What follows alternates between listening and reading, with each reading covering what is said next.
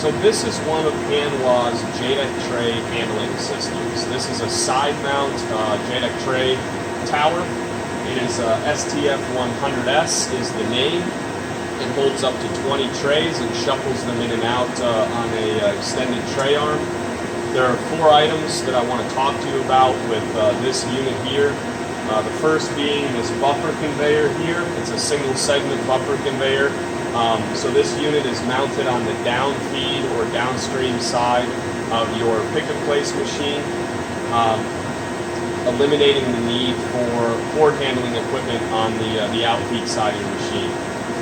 The second item is the fact that we don't sacrifice any of our feeder slots on the front and rear, and we don't sacrifice our max board size. So the arm that extends inside the machine does not interfere with our conveyor width.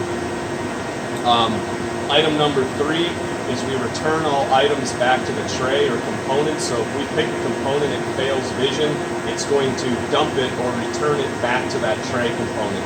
It's not going to put it in a dump bin with a bunch of other components. So with your tray components generally being more expensive, and with the possibility of manufacturers changing things on you, we want you to be able to go back and investigate what might have happened with those components and why they were failing vision. The last item is the fact that this runs in what we call non-stop mode.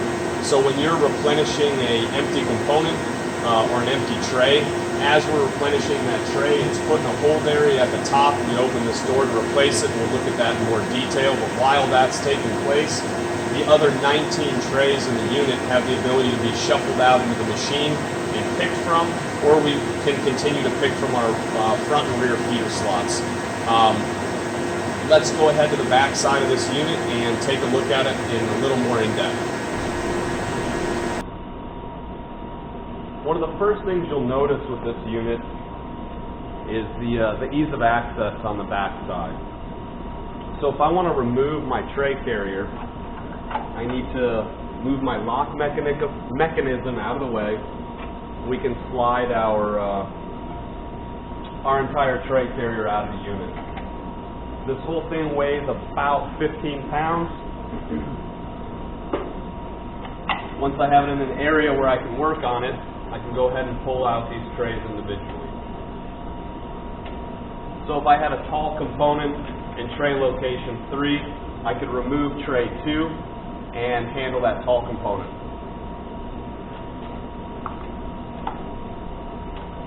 We'll go ahead and put these back in, load this back up so you can see that process.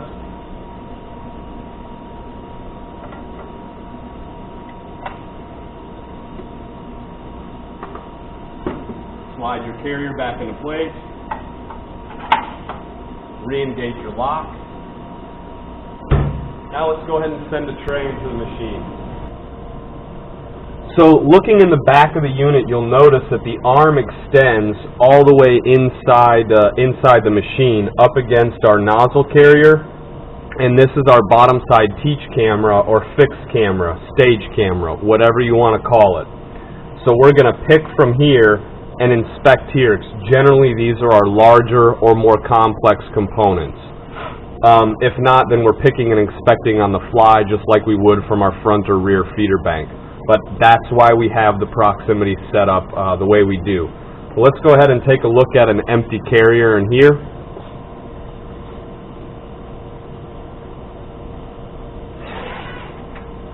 It will shuffle the loaded carrier in and bring the empty carrier out. So this is what our empty tray carrier looks like. We have a fiducial point here. It shows us the direction to load our tray. And let's go ahead and see what happens when we run out of a component during a run and we need to change the tray. So one of the things you can see here is we have a refill selection here. So let's go ahead and refill pallet number 1. We'll go ahead and select change pallet. Now if we were running a program, this would happen automatically. It would come up, it would alarm us. Our operator would come over, remove our empty tray. So we want to loosen our spring tensioner here, we want to pull our what would be our empty tray out and go ahead and replace that with a fresh tray. The reason I loosen that spring tensioner is so that I'm not fighting a spring with tension on it as I'm putting a tray in place, potentially popping my parts out all over the floor. Once I've loaded my tray to the front right corner, I go ahead and put some tension on those springs, tighten up those wing nuts.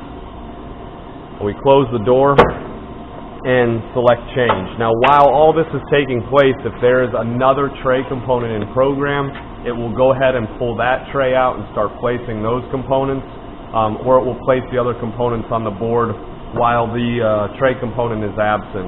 As soon as it's reloaded, it will shuttle the tray back out and continue to pick and place the components in the program there. So it will not stop and wait for you to refill.